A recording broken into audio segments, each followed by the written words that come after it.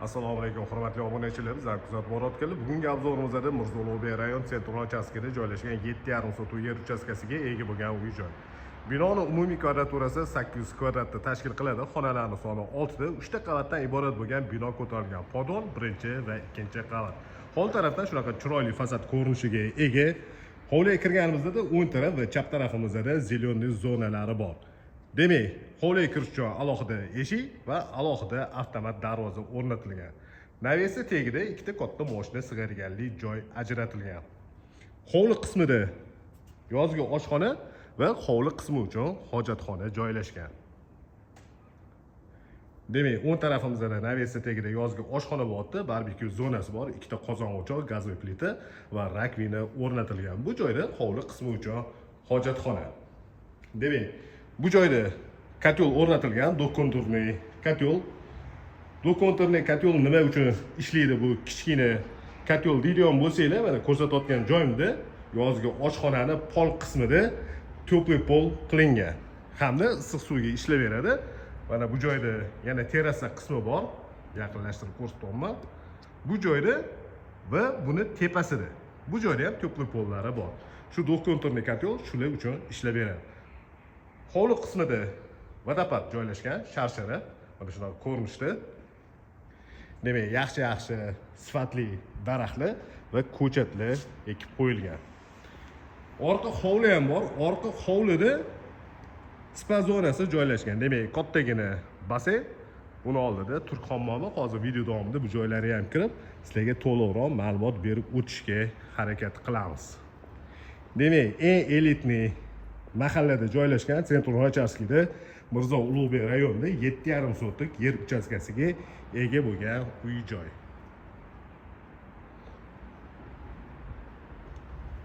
Uy ichiga kirib kelamiz. Chap tarafimizda kattagina hol qismi bor. Patologlarning balandligi 3 metr 60 sm. Katta oyna romli o'rnatilgan, havo yaxshi aylanib turish uchun hamda tabiiy yorug'lik tushishi uchun mo'ljallangan. Birinchi qavatda oshxona, hol, zal, mehmonlar uchun ajratilgan yotoqxona va sanuzel joylashgan. Imoratga kirganimizda o'ng tarafimizda oshxona bor. Bu joyda oshxonaga kirish uchun alohida eshigi bor. Demak, bu joyda yana ikkitali rom o'rnatilgan. Mana shunaqa ochiladi. Kuxonniy garniturda yasatilgan va texnikalar bilan jihozlangan. Mikrovolnovka, gazli plita, duxovka bor. Demak, rakvina o'rnatilgan. Va bu joyda xolodilnik. O'rtada astrovok.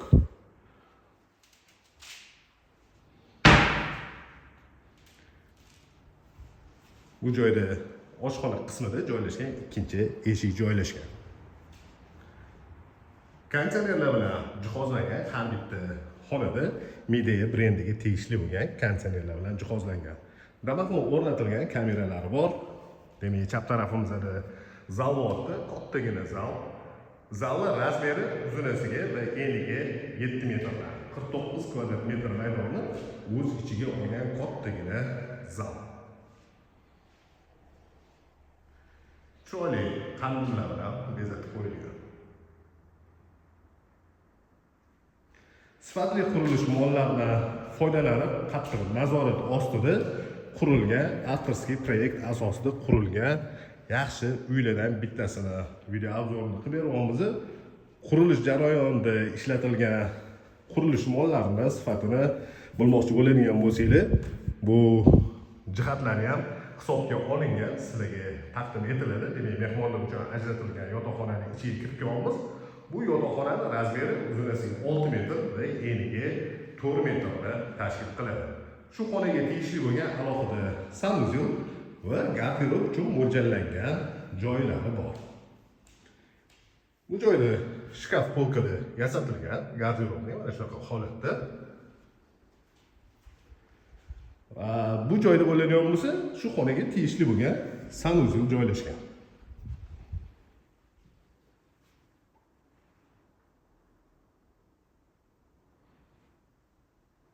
Unitas installyatsiya qilingan. Yaxshi bu joyda dushovoy smesителlar ham o'rnatilgan.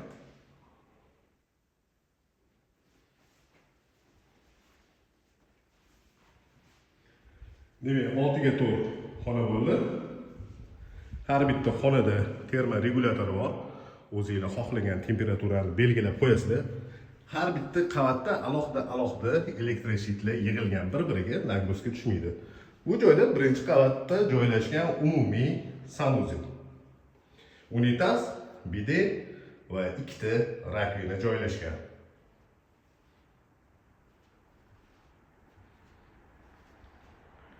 Demak, birinchi qavatda imoratga kirganimizda chap tarafimizda hol bo'ldi. O'ng tarafimizda oshxona, kuxnya, stolовая.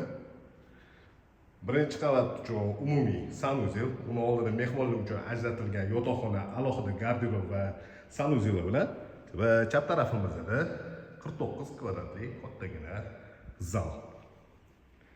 Bu joydan spa zonasi uchun ajratilgan xonaga o'tiladi. Demak, o'rtada mana imoratni bilan spa zonasining orasida joy bor. Bu joyda orqa hovli bor va orqa hovli orqali ham spa zonasiga kirib kelsanglar bo'ladi. Kattagina basen qismi joylashgan.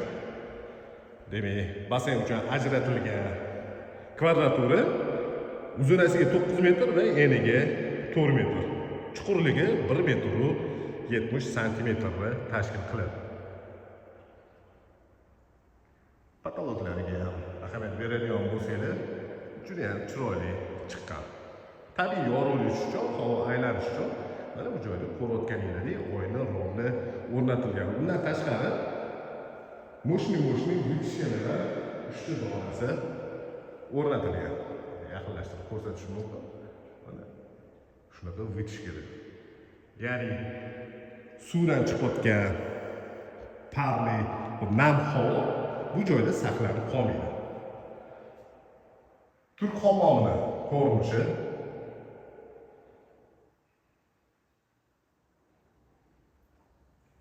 mana shunaqa ko'rinishda bo'lyapti. Uning oldida hojatxona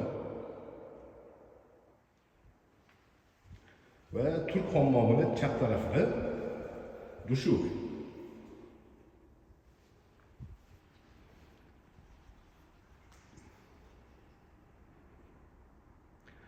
Mana shunaqa ko'rinishdagi spa zonasi joylashgan. Bu joyda alohida domofon o'rnatilgan.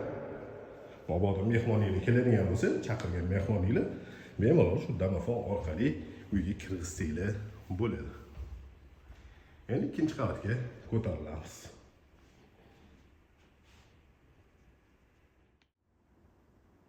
Ikkinchi qavatga ko'tarilganimizda 4 ta yotoqxona joylashgan. Ikkitasi o'ng tarafda va ikkitasi chap tarafda.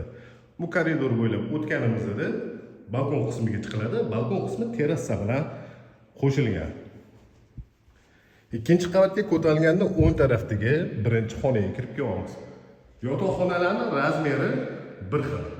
Uzunasiga 6 metr va eniga 4 metr va har bitta xonaning ichida alohida o'zini yuvinish xonalari joylashtirilgan. Shu xonaga tegishli bo'lgan sanuzel. Bu joyda ham ko'rayotgan bo'lsangiz, termo regulyatorlari bor. Bu xonaning ro'parasida xuddi shu razmerda yana bitta xona joylashgan. Aytib o'tganimizdek, har bitta xonada konditsionerlar bor. Shu xonaga tegishli bo'lgan sanuzel. Bu joyda ham unitazlar installyatsiya qilingan.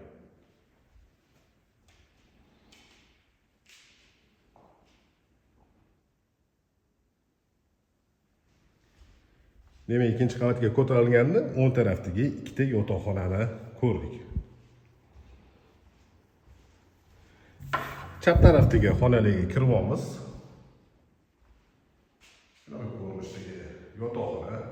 Bu yotoqxonaga tegishli bo'lgan garderob uchun mo'ljallangan joyi. Joyda mana shkaflar bor, polkalar yasatilgan. Va bu xonani ro'parasida shu xonaga tegishli bo'lgan sanuzel joylashgan.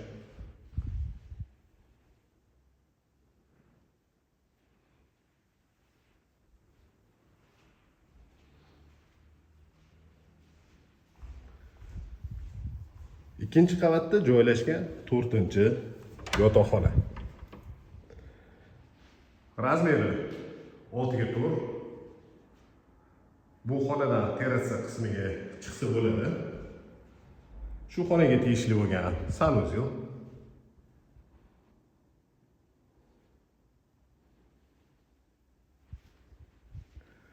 Bu joyda garderob.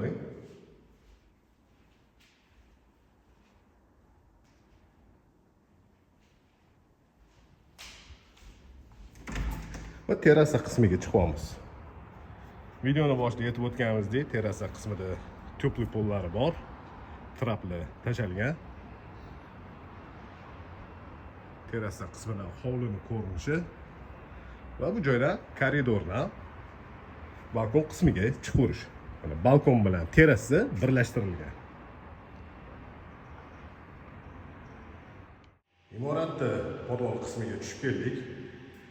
Zinalarga harakat datchiklari o'rnatilgan, oyoqni bosish bilan podsetkalari yonadi.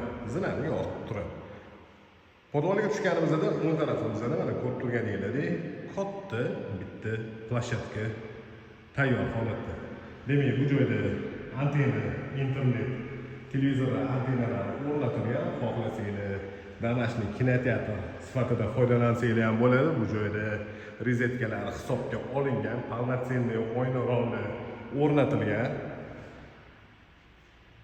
Va undan tashqari mana podval qismida muntazam ravishda havo aylanib turishi uchun shunaqa vechkalari hisobga olingan. Podvalga tushganda chap tarafda prachka joylashgan.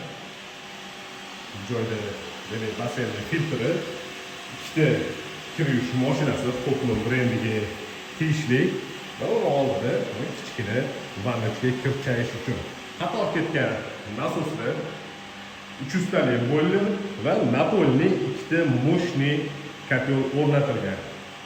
Bu joyda elektr shitlari alohida yig'ilgan. Demak, stabilizatorlar bu joyda холодный komnata uchun ajratilgan xonasi. Va bu joyda garderob. Shkaflari yasab qo'yilgan, kattagina garderobni kiyim-kechaklar uchun ajratilgan xona.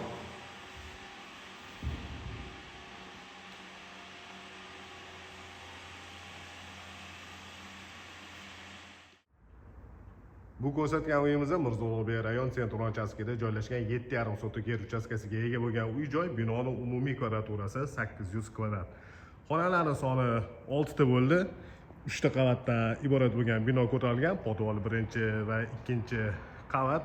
Sifatli qurilgan uy olmoqchi bo'lganlar ko'rsatilgan telefon raqamiga bemalol murojaat qilishingiz mumkin. Narxini opisaniyada yozib qoldiramiz.